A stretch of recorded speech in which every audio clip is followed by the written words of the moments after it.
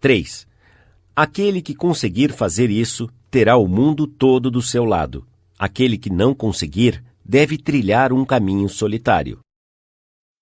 Muitas vezes fui pescar no rio Maine durante o verão. Eu gosto muito de morango com nata, mas descobri que por alguma razão estranha os peixes preferem minhocas. Então, quando fui pescar, eu não pensava naquilo que eu gostava, pensava naquilo que eles queriam. Não coloquei morango com nata no anzol, pelo contrário, eu balançava uma minhoca ou gafanhoto na frente dos peixes e dizia: "É isso que vocês querem?" Por que não usar o mesmo raciocínio da pesca com pessoas? Foi exatamente isso que Lloyd George, primeiro-ministro da Grã-Bretanha, fez durante a Primeira Guerra Mundial. Quando alguém perguntava como ele conseguia ficar no poder por mais tempo do que outros líderes em tempos de guerra, Wilson, Orlando e Clemenceau, que foram esquecidos, ele respondia que ainda estava na liderança por causa de uma lição que havia aprendido, que era necessário preparar o anzol com aquilo que o peixe queria. Por que falar sobre aquilo que nós queremos? Isso é infantilidade, é um absurdo. É claro, você se interessa por aquilo que você quer. Você está eternamente interessado nisso, mas os outros, não. O restante de nós é igual a você. Nós estamos interessados naquilo que nós queremos. Então, a única forma na Terra de influenciar outras pessoas é falar sobre aquilo que lhes interessa e mostrar-lhes como fazer isso. Lembre-se disso amanhã quando você quiser que alguém faça algo. Se, por exemplo, você não quer que os seus filhos fumem, não fique pregando para eles. Não fale sobre o que você quer, mas mostre-lhes que os cigarros vão mantê-los afastados daquele time de futebol do qual querem participar, ou de ganhar a corrida dos 100 metros. Isso é bom lembrar.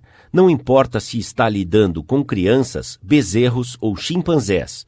Por exemplo, um dia, Ralph Waldo Emerson e seu filho tentaram colocar um bezerro dentro do celeiro, mas eles cometeram o erro comum de pensar no que eles queriam. Emerson empurrou e o seu filho puxou, e o bezerro estava fazendo o que eles estavam fazendo. Estava pensando naquilo que ele queria. Então, ele endureceu as suas pernas e teimosamente recusou-se a deixar o pasto. A empregada irlandesa viu a sua dificuldade. Ela não poderia escrever ensaios ou livros, mas ao menos nessa ocasião, ela teve muito mais senso em pensar como cavalo ou como bezerro do que Emerson. Ela pensou sobre o que o bezerro queria. Então, ela colocou o seu dedo materno dentro da boca do bezerro e deixou que ele o chupasse, enquanto o levava calmamente até o celeiro. Cada ato que você já realizou, desde o dia em que você nasceu, foi realizado porque você queria alguma coisa.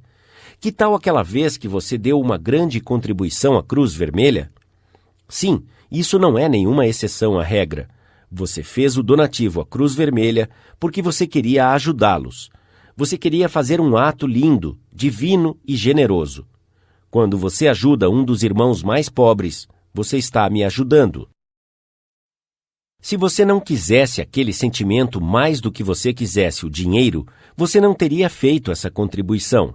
É claro, você talvez tivesse feito a contribuição porque teve vergonha de recusar ou porque um cliente pediu que você assim o fizesse. Mas uma coisa é certa: você fez a contribuição porque você queria alguma coisa. Harry A. Overstreet, em seu livro iluminado Influenciando o Comportamento Humano, disse: a ação surge daquilo que fundamentalmente desejamos. E o melhor conselho dado aos que querem nos persuadir, seja nos negócios, em casa, na escola, na política, é: primeiro, desperte na outra pessoa o desejo de querer. Aquele que consegue fazer isso terá o mundo todo do seu lado. Aquele que não conseguir terá que trilhar um caminho solitário. Andrew Carnegie, um jovem escocês pobre, que começou a trabalhar por 2 centavos de dólar por hora e finalmente deixou 365 milhões de dólares, aprendeu cedo que a única forma de influenciar pessoas é falar sobre aquilo que a outra pessoa deseja. Ele estudou na escola por apenas 4 anos, mas aprendeu a lidar com as pessoas. Para ilustrar isso, a sua cunhada estava muito preocupada com seus 2 filhos. Eles estavam estudando em Yale e estavam tão ocupados com as suas coisas que não tinham tempo para escrever para ela e estavam ignorando as cartas desesperadas de sua mãe. Então, Carnegie propôs numa aposta de $100 como ele conseguiria obter uma resposta pelo correio sem pedir que eles assim o fizessem. Alguém aceitou a sua aposta. Então, ele escreveu uma carta normal aos sobrinhos, mencionando casualmente que estava enviando a cada um deles uma nota de $5. Entretanto, ele esqueceu de mandar o dinheiro. Ele recebeu em resposta uma carta de agradecimento ao querido tio Andrew pela sua carta generosa, e você mesmo pode terminar a frase. Outro exemplo de persuasão foi de Stan Novak, de Cleveland, Ohio, um aluno que participa do nosso curso. Stan chegou em casa do trabalho certa noite e viu o seu filho mais novo, Tim, chutando e gritando no chão da sala. Ele iria começar o jardim de infância no próximo dia e estava protestando e dizendo que não queria ir. A reação normal de Stan teria sido mandar o seu filho para o quarto, dizer que ele iria para a escola e ponto final. Ele não tinha nenhuma escolha, mas nessa noite, reconhecendo que começar o jardim de infância de mau humor não iria ajudar ao Tim, Stan sentou-se e pensou: se eu fosse Tim, por que eu estaria morrendo de vontade de ir ao jardim de infância? Ele e a sua esposa fizeram uma lista de todas as coisas divertidas que Tim iria fazer, como pintar com os dedos, cantar músicas infantis e fazer novos amigos. Eles, então, colocaram essas coisas em ação. Todos nós começamos a pintar com os dedos na mesa da cozinha. Minha esposa, Lil, o meu outro filho, Bob, e eu, todos se divertindo. Tim logo apareceu. Agora ele estava implorando para participar. Não, você precisa ir ao jardim de infância primeiro para aprender a pintar com os dedos. Com todo o meu entusiasmo, passei pela lista explicando as coisas para que ele pudesse entender, contando sobre toda a diversão que ele teria no jardim de infância. Na manhã seguinte, pensei que eu tivesse sido o primeiro a levantar. Fui ao andar de baixo e encontrei Tim sentado e dormindo na poltrona da sala. — O que você está fazendo aqui? Perguntei-lhe. — Estou esperando para ir ao jardim de infância. Eu não quero me atrasar. O entusiasmo de nossa família inteira havia despertado em Tim um desejo de querer que nenhuma discussão ou ameaça jamais realizaria. Amanhã, talvez você queira persuadir alguém a fazer alguma coisa. Antes de falar, faça uma pausa e pergunte a si mesmo: como é que eu posso fazer essa pessoa querer fazer isso? Essa pergunta evitará que entremos numa situação desnecessária, falando apenas sobre o que nós queremos. Certa vez, aluguei o grande salão de baile de um hotel em Nova York por 20 noites, em cada período, para uma série de palestras. No início de um dos períodos, fui subitamente informado que eu deveria pagar 3 vezes mais o valor do aluguel do que no período anterior. Tal notícia chegou depois de imprimir os ingressos e distribuir todos os anúncios. Naturalmente, eu não queria pagar o aumento, mas de que adiantaria falar com o hotel sobre o que eu queria? Eles estavam interessados apenas no que eles queriam. Então, alguns dias depois, eu resolvi procurar o gerente. Fiquei um tanto chocado quando recebi a sua carta, eu disse. Mas não estou te culpando por nada. Se eu estivesse em seu lugar, provavelmente teria escrito uma carta parecida. O seu dever como gerente do hotel é obter o maior lucro possível. Se você não fizesse isso, você poderia e seria despedido. Agora, vamos pegar uma folha de papel e vamos escrever as vantagens e as desvantagens que eu lhe ofereço, se insistir em aumentar o aluguel. Então peguei uma folha de papel e tracei uma linha e fiz 2 colunas, uma intitulada Vantagens e a outra Desvantagens. Escrevi na coluna Vantagens estas palavras: salão de baile livre. Depois eu disse: você terá a vantagem de ter um salão de baile livre para alugar para danças e convenções. Essa é uma grande vantagem, porque assim você pode cobrar mais do que você cobra por uma série de palestras. Se eu reservo o seu salão de baile por 20 noites durante o período do curso, certamente você perderá negócios muito rentáveis. Agora, vamos considerar as desvantagens. Primeiro, ao invés de aumentar a sua receita comigo, você irá diminuí-la.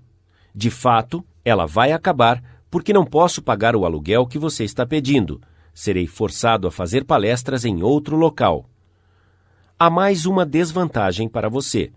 Essas palestras atraem multidões de pessoas bem instruídas e de cultura para o seu hotel. Essa é uma boa propaganda para você, não é? De fato, se você gastasse $5.000 de propaganda nos jornais, você não conseguiria tantas pessoas para ver o seu hotel quanto eu posso trazer a essas palestras. Isso vale muito ao hotel, não é? Enquanto eu falava, escrevi essas duas desvantagens sob o título em questão e dei o papel ao gerente dizendo: gostaria que você considerasse as vantagens e as desvantagens para você e depois me informe sobre a sua decisão final. Recebi uma carta no dia seguinte informando-me que o aluguel sofreria um ajuste de apenas 50% ao invés de 300%. Pense bem, consegui esse desconto sem dizer uma palavra sobre o que eu queria. Falei tudo sobre o que a outra pessoa queria e como poderia obtê-lo. Suponhamos que eu tivesse feito a coisa natural e humana. Suponhamos que eu tivesse entrado furioso em seu escritório e tivesse dito: como você ousa aumentar o meu aluguel em 300% quando você sabe muito bem que os ingressos estão prontos e os anúncios foram feitos? 300%, isso é ridículo, um absurdo, não vou pagar isso. O que teria acontecido então? Uma discussão teria começado, o que iria aumentar a ira, a tensão e a situação iria ferver. E você sabe no que acabam as discussões. Mesmo se eu o tivesse convencido de que ele estava errado, o seu orgulho dificultaria sua decisão e ele não voltaria atrás. Aqui está um dos melhores conselhos já dados sobre a fina arte dos relacionamentos humanos. Se houver qualquer segredo de sucesso, disse Henry Ford, está na capacidade de entender o ponto de vista da outra pessoa e enxergá-lo como ela o vê e como você o vê.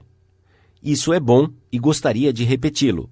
Se houver qualquer segredo de sucesso, está na capacidade de entender o ponto de vista da outra pessoa e enxergá-lo como ela o vê e como você o vê. Isso é tão simples e tão óbvio que todos deveriam reconhecer a sua verdade de imediato, mas 90% das pessoas desta terra a ignoram 90% do tempo. Quer um exemplo? Olhe para as cartas que chegarem à sua mesa amanhã pela manhã, e você verá como a maioria delas viola esse importante princípio de bom senso. Por exemplo, uma carta escrita pelo gerente do departamento de rádio de uma agência de publicidade com filiais em todo o continente. Esta carta foi enviada aos gerentes de estações de rádio locais em todo o país. Eu fiz comentários entre parênteses em cada parágrafo. Senhor John Blank, Blankville, Indiana. Caro Sr. Blank, a empresa X deseja manter a sua liderança entre as agências de publicidade no campo da propaganda via rádio. Comentário. A quem interessa o que a sua empresa deseja? Eu estou preocupado com os meus problemas. O banco está me executando por causa do financiamento da casa própria, os gafanhotos estão destruindo a minha plantação, a Bolsa de Valores sofreu uma queda brusca ontem, perdi o trem das 8h15 esta manhã, não fui convidado para a festa na casa da família Jones ontem à noite e o médico me disse que eu tenho pressão alta, neurite e caspa. E então, o que acontece? Esta manhã eu cheguei ao escritório preocupado, abri o meu correio e aqui está algum pretensioso de Nova York falando sobre o que a sua empresa quer. Se ele percebesse o tipo de impressão causada pela sua carta, ele sairia do ramo de publicidade e começaria a fabricar pesticida para ovelhas. Fim do comentário. As contas nacionais desta agência de publicidade foram o reduto da rede. As nossas subsequentes liberações de espaço nas estações nos mantêm no topo das melhores agências ano após ano. Comentário: você é grande e rico e está no topo, certo? E daí? Eu não estou nem aí se você é tão grande quanto a General Motors, a General Electric e o Estado-Maior do Exército dos Estados Unidos, todos combinados. Se você tivesse a mesma inteligência de um beija-flor, você perceberia que eu estou interessado na minha grandeza e não na sua grandeza. Toda essa fala sobre o seu enorme sucesso me faz sentir pequeno e insignificante. Fim do comentário. Queremos oferecer aos nossos clientes o que há de melhor em informações sobre estações de rádio. Comentário: você quer. Você é um completo idiota. Não estou interessado no que você quer, e nem no que o presidente dos Estados Unidos quer. Quero deixar claro, de uma vez por todas, que estou interessado naquilo que eu desejo. E você ainda não falou nada sobre isso em sua carta absurda. Fim do comentário.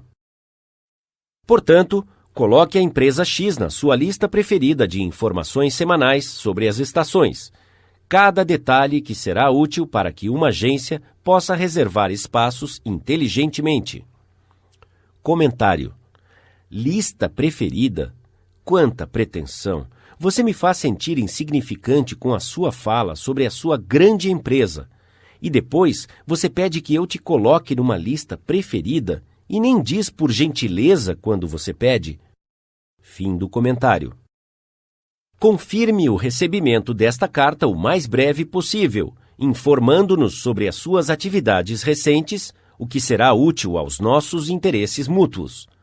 Comentário: seu idiota, você me envia uma cópia barata de uma carta espalhada por todos os lugares, como as folhas no outono, e você tem a ousadia de me pedir, quando estou preocupado com o financiamento da casa própria, com as minhas plantações e com a minha pressão alta, para sentar e ditar uma carta pessoal, confirmando o recebimento da sua cópia de carta, e você pede que eu faça o mais breve possível?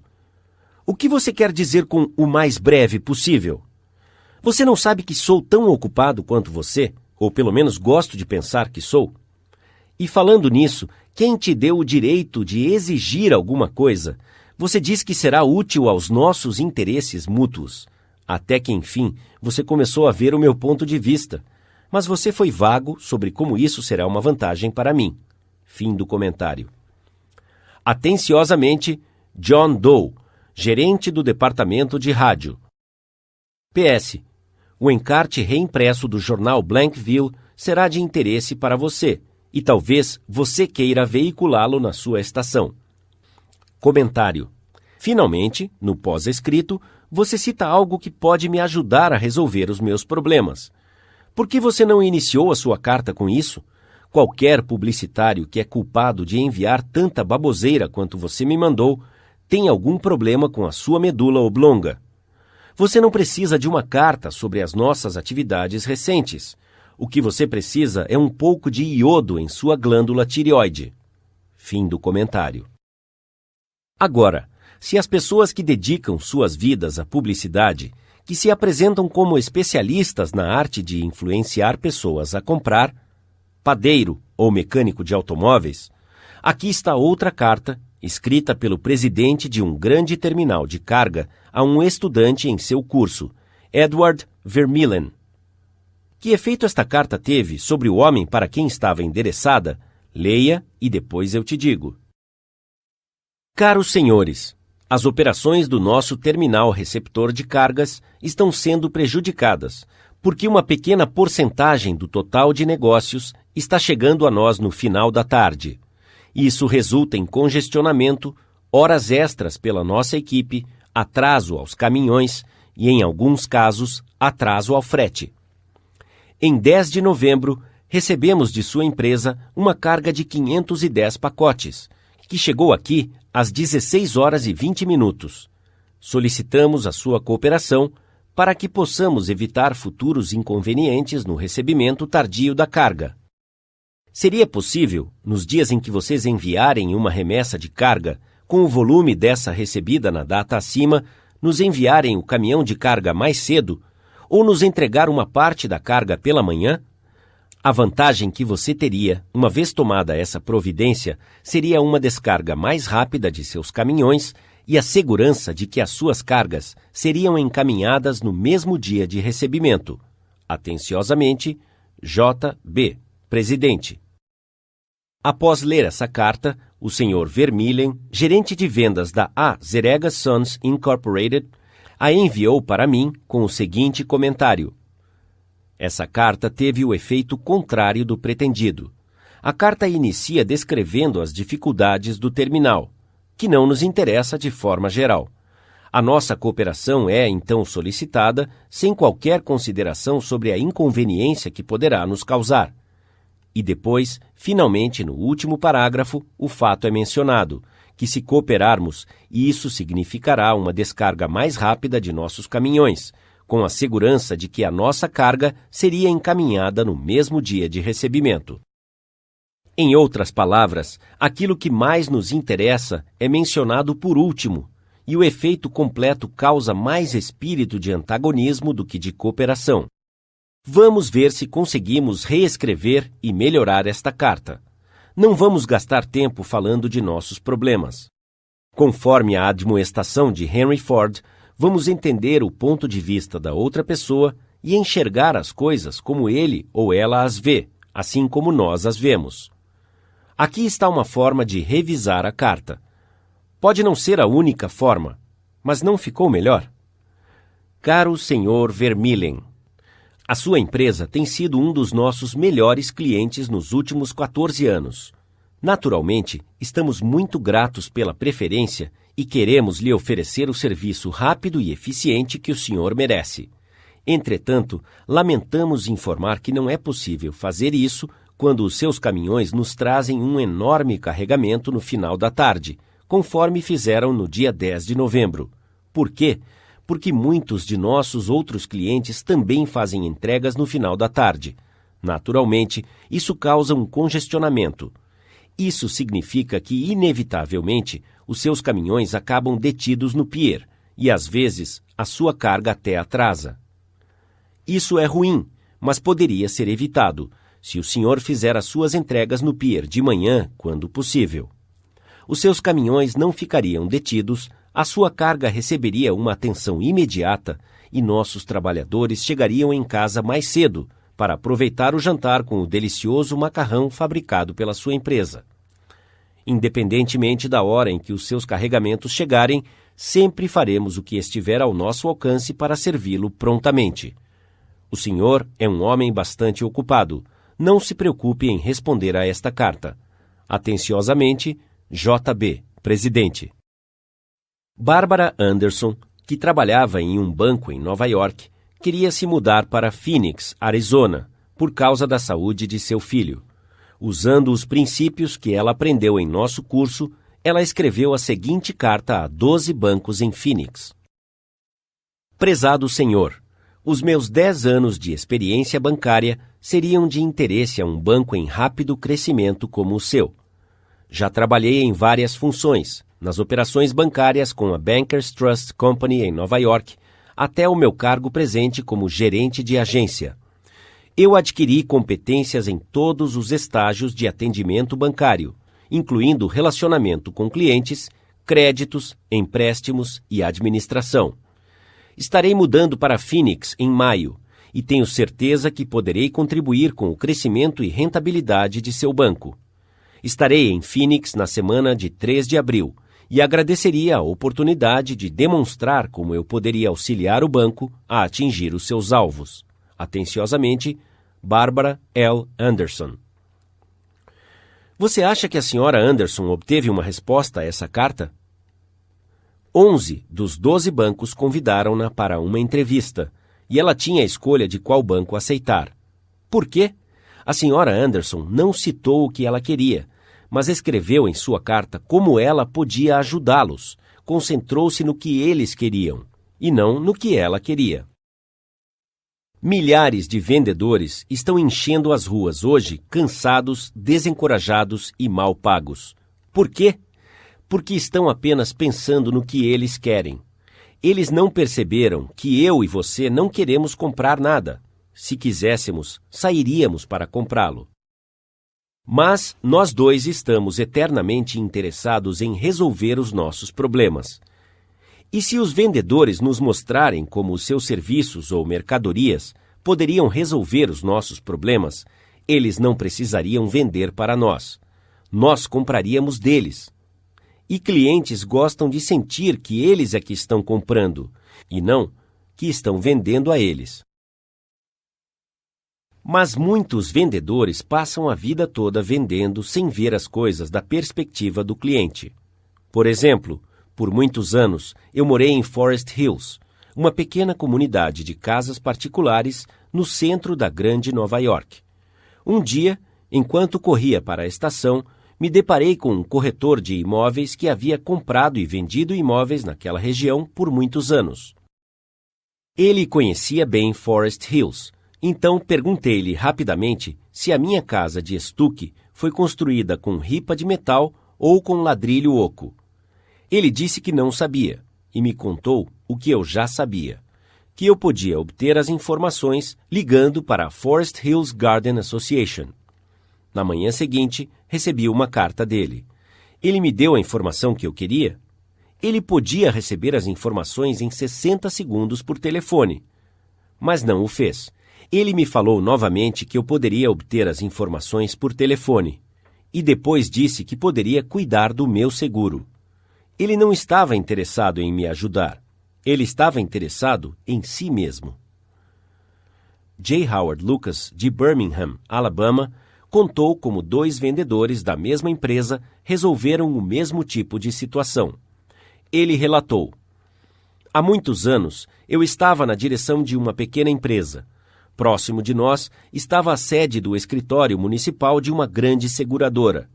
Aos seus agentes foram designados territórios, e à nossa empresa foram designados 2 agentes, que chamarei de Carl e John.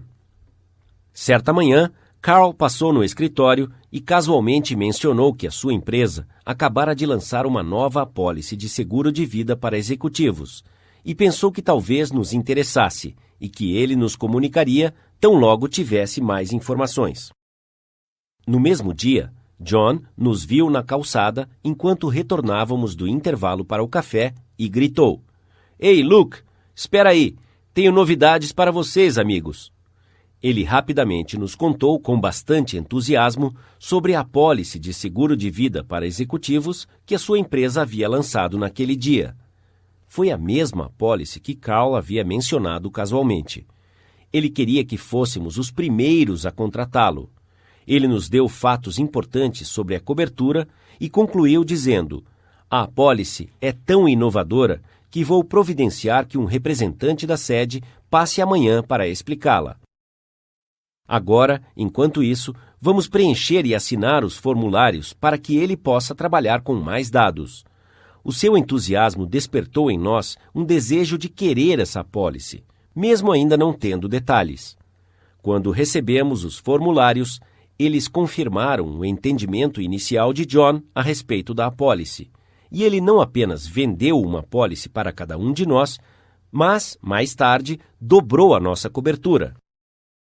Carl poderia ter realizado essa venda, mas ele não se esforçou em despertar em nós o desejo pelas apólices. O mundo está cheio de pessoas que se apropriam de coisas e buscam o que elas querem. Então, o indivíduo que é altruísta, dificilmente encontrado e tenta servir aos outros, tem uma grande vantagem. Ele tem pouca concorrência. Owen D. Young, um notável advogado e um dos grandes líderes de negócios da América, disse certa vez: "As pessoas que conseguem colocar-se no lugar de outras pessoas, que conseguem entender como as suas mentes funcionam, não precisam se preocupar sobre o que o futuro tem reservado para elas." Se após ouvir este livro, você obtiver apenas uma coisa, uma tendência elevada de pensar sempre em termos do que outras pessoas querem e enxergá-las do seu ponto de vista, isso pode ser facilmente considerado um dos blocos de construção na sua carreira. Enxergar do ponto de vista da outra pessoa e despertar nela o desejo por alguma coisa não deve ser considerado como uma manipulação daquela pessoa, para que ela faça algo que é somente para o seu benefício e em seu detrimento. Cada parte deve beneficiar-se dessa negociação. Nas cartas ao Sr. Vermeulen, o remetente e o destinatário da correspondência saíram ganhando, implementando-se o que foi sugerido. O banco e a Sra. Anderson saíram ganhando com a sua carta, porque o banco adquiriu uma funcionária de talento e a Sra. Anderson um trabalho adequado. E no exemplo da venda do seguro de John ao Sr. Lucas, os dois ganharam com a transação. Outro exemplo em que todos saem ganhando, usando esse princípio de despertar o querer, é de Michael E. Wyden, de Warwick, Rhode Island, que é um vendedor territorial da Shell Oil Company. Mike queria se tornar o vendedor número 1 em seu distrito, mas um posto de gasolina o estava detendo. Era gerenciado por um senhor de idade, que não estava motivado a atualizar o seu posto. Estava numa situação tão deplorável que as vendas estavam diminuindo significativamente. Esse gerente não queria ouvir nenhum dos pedidos de Mike para modernizar o seu posto. Após muitas exortações e conversas francas, que não tiveram nenhum impacto, Mike decidiu convidar o gerente para visitar o mais novo posto da Shell em seu território. O gerente ficou tão impressionado com as instalações do novo posto que na próxima visita de Mike, o seu posto estava atualizado e havia registrado um aumento de vendas. Isso permitiu que Mike chegasse ao posto de vendedor número 1 em seu distrito. Todas as suas conversas e discussões não ajudaram, mas despertar o desejo de querer no gerente, mostrando um posto moderno, fez com que alcançasse o seu objetivo e o gerente e Mike foram beneficiados. A maioria das pessoas passa pela universidade e aprende a ler Virgil e a dominar os mistérios de cálculos sem nunca descobrir como as suas próprias mentes funcionam. Por exemplo, certa vez, ministrei um curso sobre como falar efetivamente para graduados jovens que estavam sendo entrevistados na Carrier Corporation, uma grande fábrica de aparelhos de ar-condicionado. Um dos participantes queria convencer os outros a jogar basquete em seu tempo livre, e foi mais ou menos isso que ele disse. Quero que vocês venham jogar basquete. Eu gosto de jogar basquete, mas as últimas vezes que fui ao ginásio de esportes não havia o número suficiente para jogar.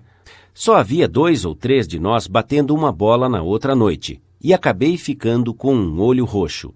Gostaria que todos vocês viessem amanhã à noite. Eu quero jogar basquete. Ele falou alguma coisa sobre o que você quer? Você não quer ir a um ginásio de esportes que ninguém mais quer ir, não é?